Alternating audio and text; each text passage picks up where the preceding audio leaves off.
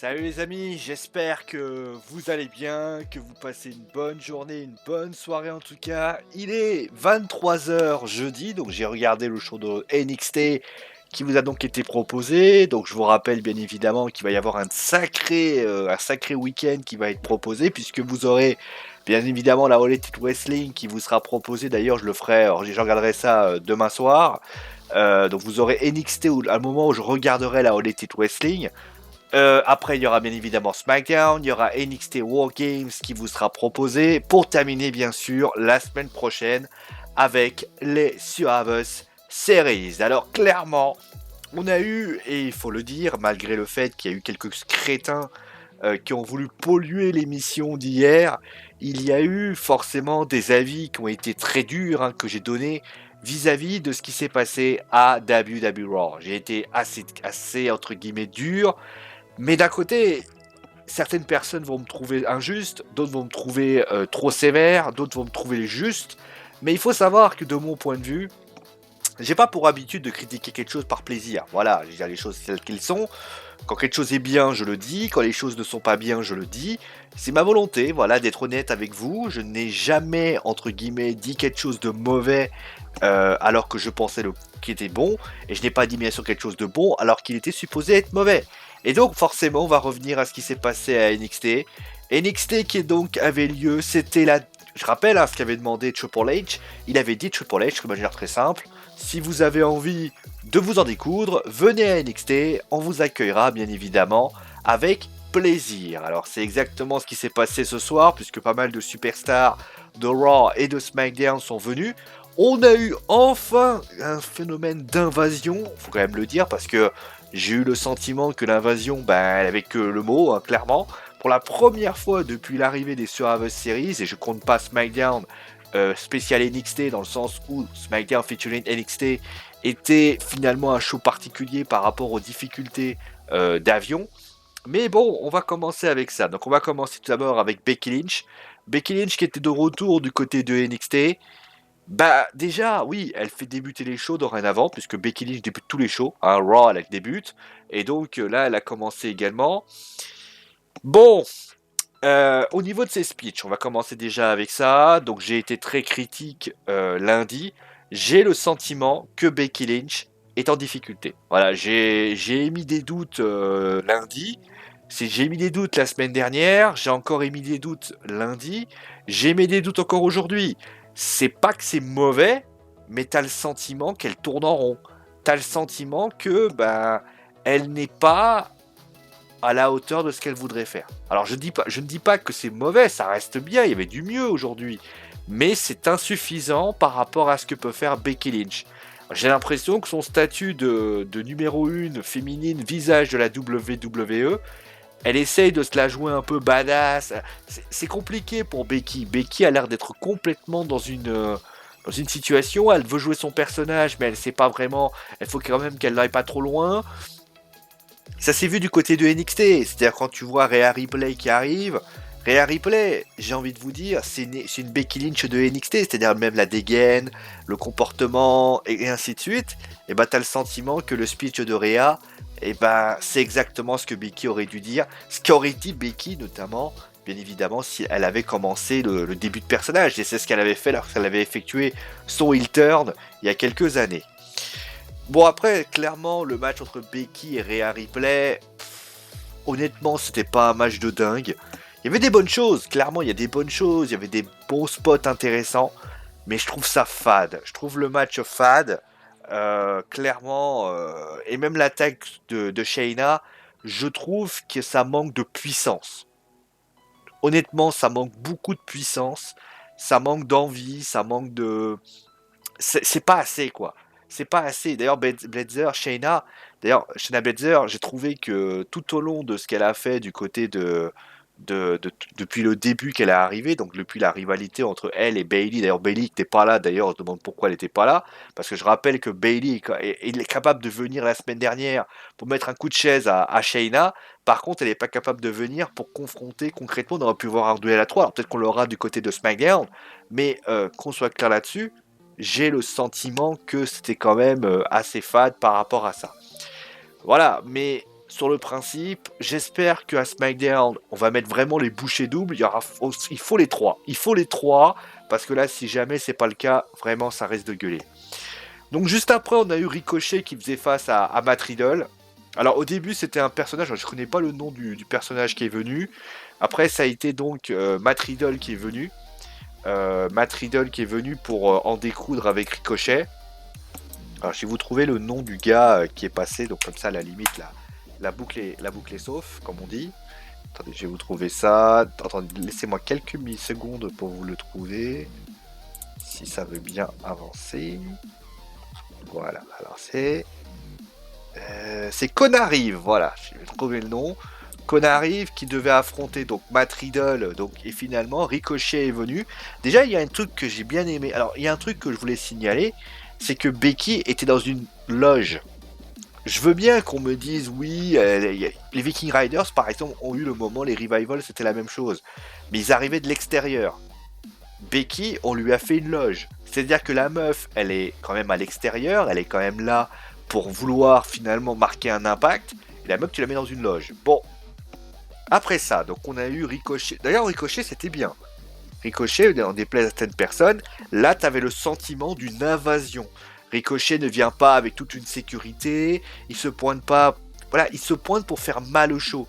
Il se pointe pour une raison, faire mal. Et finalement, le match, c'était un super match. Il y avait de la technique, avec l'aérien. Il y avait vraiment, c'était une super facture. J'ai envie de voir plein de choses, notamment la prise de soumission que veut faire Matt Riddle, le Phoenix Splash que veut porter Ricochet. Et finalement, il y a aussi le fait que SmackDown se pointe, que Roderick Strong vient parce que Shinsuke Nakamura vient, et finalement Finn Balor arrive ensuite. J'ai envie de dire, c'est très bien, c'est exactement ce que doit faire la WWE. C'est la lutte, comme on dit souvent, c'est pas compliqué.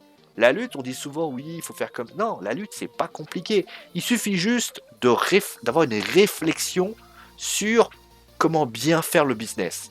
Parce que le problème, on va dire, c'est que souvent on dit il faut faire compliqué, il faut de la magie, etc. Mais la magie, en fait, c'est pas mettre du name, c'est pas essayer peut-être de mettre de la poudre, c'est faire du catch. Le catch, c'est du catch. Vous pouvez faire venir Ken Velasquez, vous pouvez faire venir qui vous voulez. Le catch, l'essence du catch, c'est sur un ring avec des prises comme il l'a fait. Et sincèrement, c'est ce qui pourrait être donné. Voilà, c'est tout. C'est ça la magie du catch. Et NXT l'a très bien compris. Et le match qui va suivre ensuite, c'est-à-dire les Revival qui faisaient face aux Disputed Era, c'est-à-dire Kyle O'Reilly et Bobby Fish, et c'est le même délire. Honnêtement, je pourrais râler parce qu'il y a des points que je pourrais dire. Pourquoi les New Day n'étaient pas là? Pourquoi on a fait venir les Revival en particulier? Pourquoi il n'y a pas eu ce sentiment encore plus d'invasion et tout? Mais c'était un putain de match.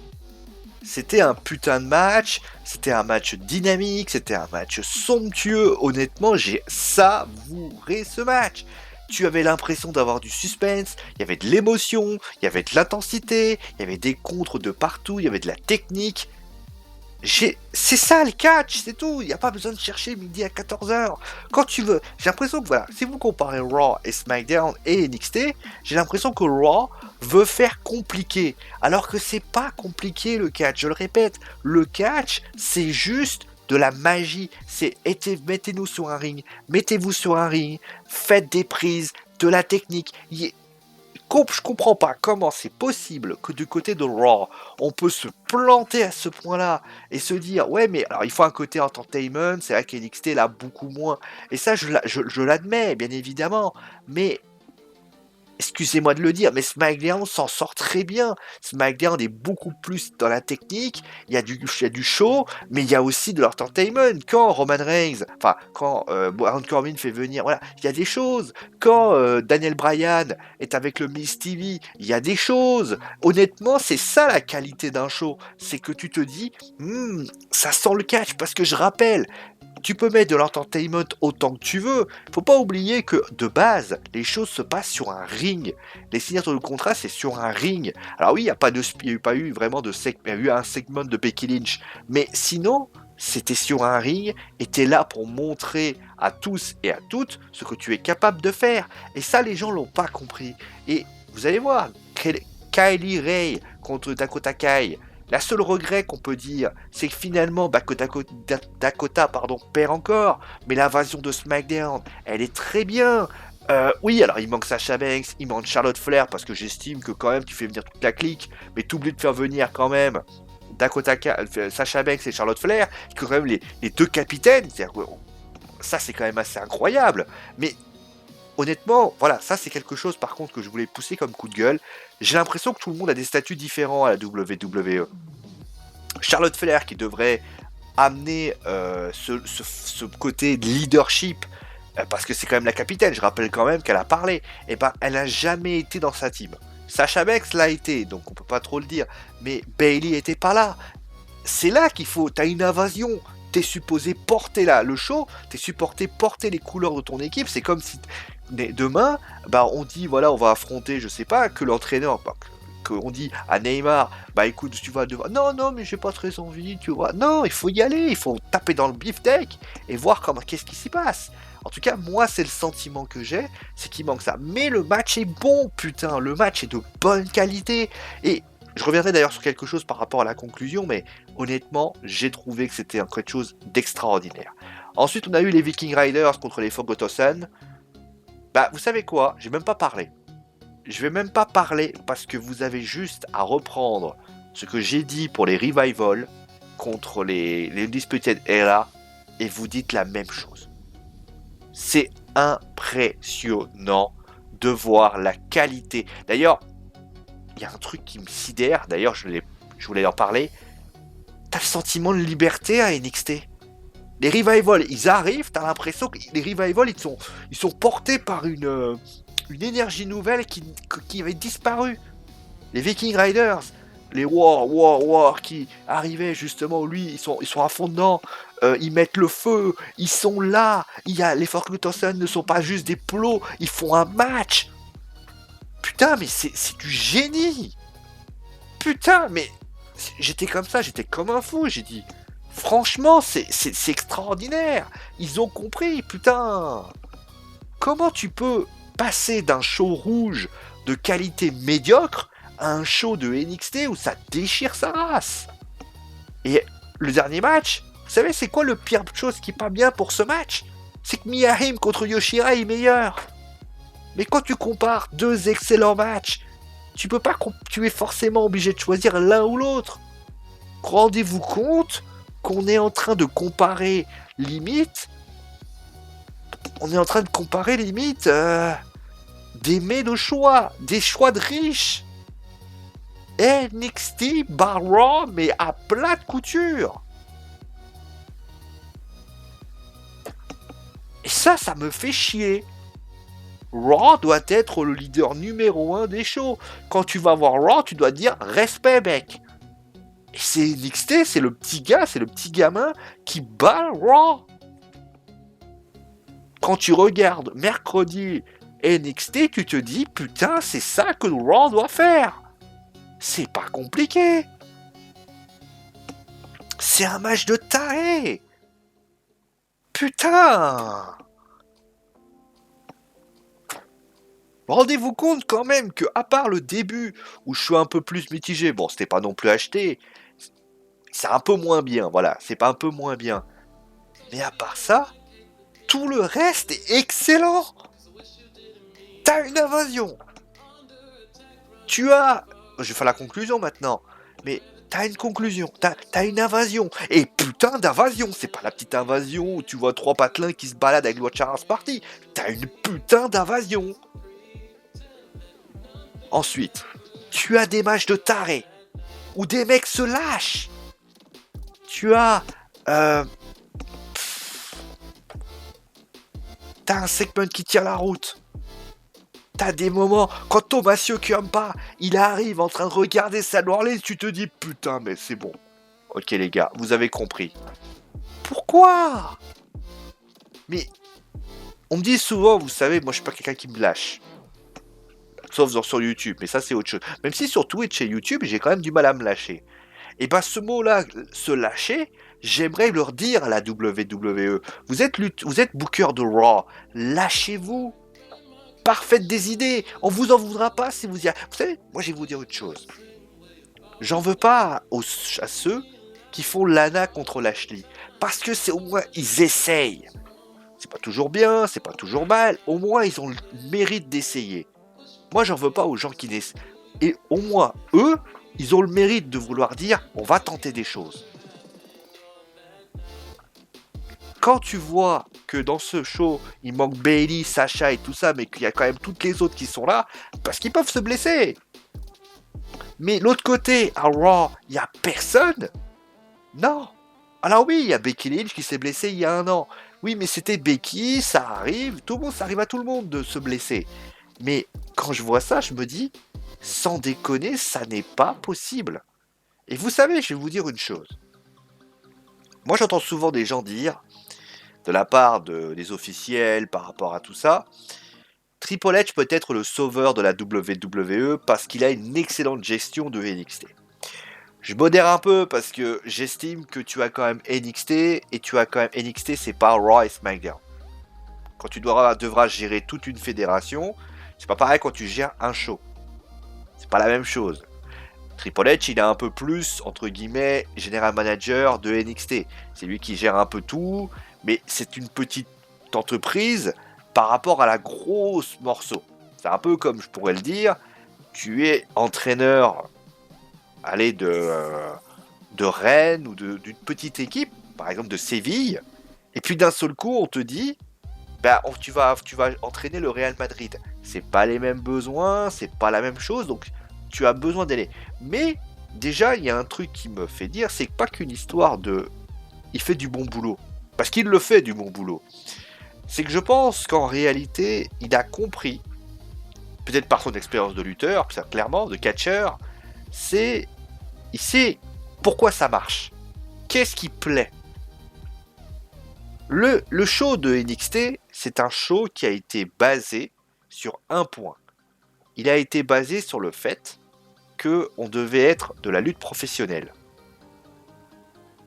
Et le truc, c'est que si on est tellement ravi d'aller voir du côté de NXT tous les soirs, tous les jours, tous les mercredis, enfin, les audiences ne seront peut-être pas d'accord avec ça, mais quand tu vois ça, tu te dis, bah en fait, NXT, c'est un show de catch. C'est un show de catch comme peut le proposer la All Elite Wrestling, comme propose la New Japan Pro Wrestling, la Ring of the North, la Lucha Underground, et ainsi de suite.